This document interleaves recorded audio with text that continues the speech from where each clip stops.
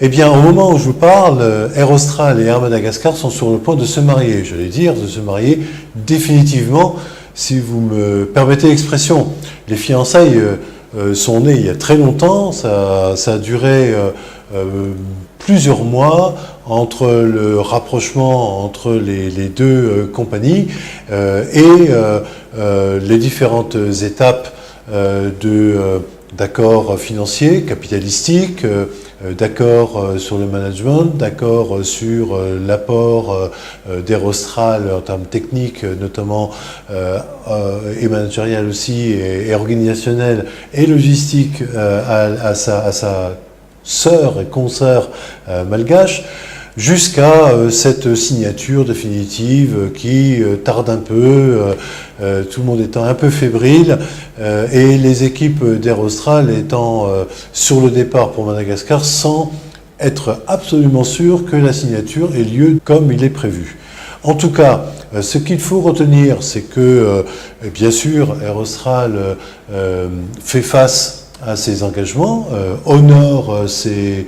promesses et sa signature en termes d'apport en capital, donc notamment une injection de capitaux directs à hauteur de 14 millions de dollars dans la compagnie. Au total, Air Madagascar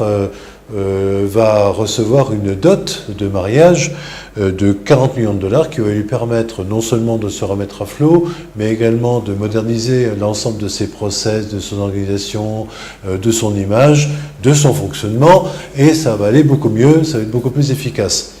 Ce qui est assez singulier dans ce mariage, c'est que le petit est en train d'absorber le gros. Le petit, c'est Air Austral, le gros, c'est Air Madagascar, contrairement aux apparences peut-être, mais en tout cas, c'est la réalité, chiffre en main. Et le petit et le gros qui se marient, le petit plutôt tonique, dynamique, avec de l'ambition des projets, et une volonté d'expansion qui n'est freinée que par un souci de réalisme, et le gros,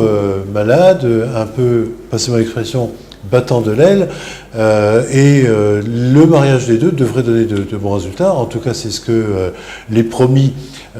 espèrent l'un de l'autre, et l'ensemble va former une sorte de poids lourd aérien sur la zone océan Indien, et à l'international va peser beaucoup plus lourd. En ces temps de concurrence féroce dans l'aérien, avec la concurrence notamment des compagnies low cost qui ne fait que croître et amplifier, ce mariage est certainement un mariage de raison beaucoup plus qu'un mariage d'amour.